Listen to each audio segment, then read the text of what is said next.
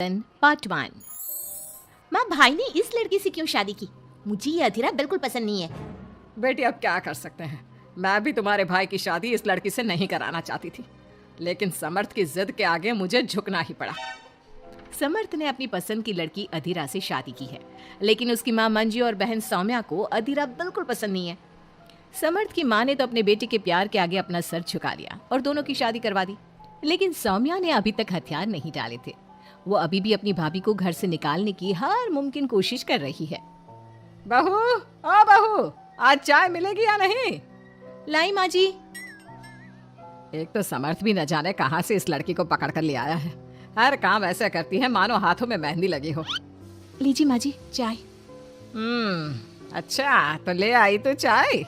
मुझे तो लगा था कि तू सुबह की चाय दोपहर के खाने के बाद देगी।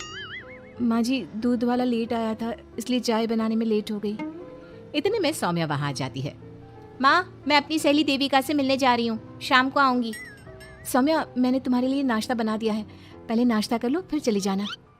मुझे आपके हाथ का बेस्वाद खाना नहीं खाना।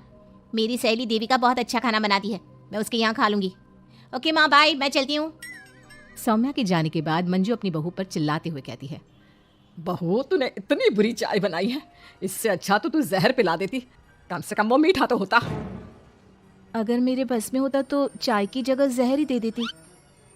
कुछ कहा तूने? अब नहीं माँ जी, मैं दूसरी चाय बना देती हूँ। रहने दे, मैं जा रही हूँ अपनी बहन के घर।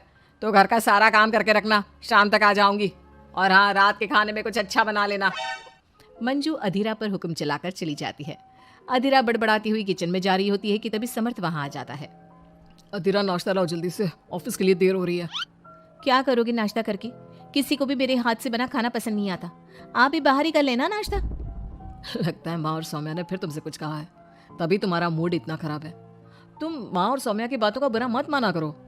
मैंने माँ के खिलाफ जाकर शादी की है ना, इसलिए वो तुमसे कुछ उखड़ी उखड़ी रहती है। लेकिन मुझे पता है, जिस तरह तुमने मेरा दिल जीत लिया, उसी तरह तुम माँ और सौम्या का दिल भी जीत लोगी। बातें बनाना कोई आपसे सीखे। अब आपको ऑफिस के लिए देर नहीं हो रही? हो तो रही है, लेकिन सोच रहा हूँ सौम्या और माँ घर पर नहीं है। तुम दिन भर अकेली घर में क्या करोगी? मैं आज ऑफिस की छुट्टी कर ही लेता हूँ। नहीं नहीं नहीं, मैं घर में अकेली रह सकती हूँ, आप ऑफिस जाओ। चलो जाओ और अपना काम करो।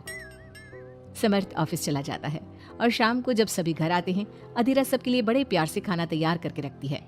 सौम्या सबसे पहले किचन में जाती है। अरे वाह, खाने की तो बहुत अच्छी खुशबू आ रही है, लेकिन मुझे इस खाने का मजा किरकिरा करना ही होगा। सौम्या खाने के अंदर बहुत सारी हल्दी डालकर चली जाती है। उसके बाद अधीरा सबके लिए खाना लगाती है, लेकिन किसी को भी खाना अच्छा नहीं लगता। छी भाभी, कितना बुरा खाना बनाया है। इससे अच्छा तो आप हमें मना ही कर देती कि आप खाना बनाएंगी ही नहीं, तो हम बाहर से ही कुछ अच्छा खाकर आ जाते। कम से कम हमारे मुंह का स्वाद तो नहीं बिगड़ता। बहू, तूने हम सबको सुबह बिना खाना खाए निकाल दिया, और अब भी हमें बिना खाना खाए सोना पड़ेगा। क्या करती हो अधीरा? तुम्हें खाना बनाना भी नहीं आता क्या? दिमाग खराब कर दिया। समर्थ गुस्से में वहां से चला जाता है। उसके पीछे पीछे सौम्या भी जाती है। भैया, हमने आपसे कितना मना किया था कि इस लड़की से शादी मत करो मत करो, लेकिन आपने हमारी एक नहीं सुनी। आप मेरी सहेली देविका को तो जानती हो ना, सुंदर होने के साथ साथ हर काम में माहिर है। सौम्या देखो, मैं वैसे ही परेशान हूँ, तुम मुझे और परेशान मत करो, जाओ यहाँ से। सौम्या ने समर्थ के दिल में अधीरा के लिए नफरत डालने की कोशिश की। अगली सुबह अधीरा जल्दी सोकर उठी और सबके लिए नाश्ता बना लिया, लेकिन समर्थ बिना कुछ खाए ही ऑफिस के लिए निकल गया। सौम्या भी ये सब नोटिस कर रही थी। उसने देविका को घर पर बुला लिया। देविका, आज भैया बहुत गुस्से में है। आज तुम ऐसा खाना बनाओ कि भैया उस अधीरा की तारीफ करना भूल जाए। सौम्या, तुम ये सब क्या कर रही हो? तुम्हारा भाई शादीशुदा है, वो कभी मुझसे शादी करने के लिए तैयार नहीं होगा। लेकिन तुम तो भाई से पहले से ही प्यार करती थी ना। हाँ करती थी, लेकिन ये उन दिनों की बात है ना। चुप रहो तुम। अगर तुम्हें भैया को पाना है तो तुम्हें वही करना होगा जो मैं कहूंगी। सौम्या ने जैसा जैसा कहा, देविका ने वैसा ही किया। देविका ने बहुत ही स्वादिष्ट खाना बनाया। शाम को सभी लोग इकट्ठा हुए और सबने एक साथ मिलकर खाना खाया। इतना मजेदार खाना खाकर सबने देविका की खूब तारीफ की। समर्थ ने अपनी पत्नी को ताना देते हुए कहा, अधीरा, देविका ने कितना अच्छा खाना बनाया है, तुम्हें देविका से खाना बनाना सीखना चाहिए। अब तो ये रोज की बात हो गई। सौम्या हर बार देविका को अपने घर बुलाती और किसी न किसी बात पर अधीरा को शर्मिंदा करती। सौम्या अपने भाई की बात देविका से कराने लगी। अब समर्थ भी देविका से प्यार करने लगा। सौम्या ने अपने भाई से कहा, भैया आपको देविका पसंद है ना? अरे तुम ये क्यों पूछ रही हो? क्योंकि मैं चाहती हूँ कि आप देविका से शादी कर लो। अरे सौम्या, ये मुमकिन नहीं है, क्योंकि देविका मुझसे शादी करने के लिए कभी तैयार नहीं होगी और अधीरा भी इस रिश्ते से खुश नहीं होगी। आप देविका की चिंता मत करो, उससे मैं बात कर लूंगी। आप बस अधीरा भाभी को समझा दो। सौम्या की बात सुनकर समर्थ अधीरा के पास जाता है। वो उससे अपनी और देविका की शादी की बात करता है। अधीरा, मैं देविका से शादी करना चाहता हूँ। क्या? आप शादी करोगे? लेकिन क्यों? क्योंकि मैं उससे प्यार करता हूँ। प्यार तो आप मुझसे भी करते थे। कल कोई और लड़की पसंद आ जाएगी तो तीसरी शादी कर लोगे? देखो अधीरा, तुम्हें घर में कोई पसंद नहीं करता। तुम्हारी शादी मैंने माँ के खिलाफ जाकर की थी।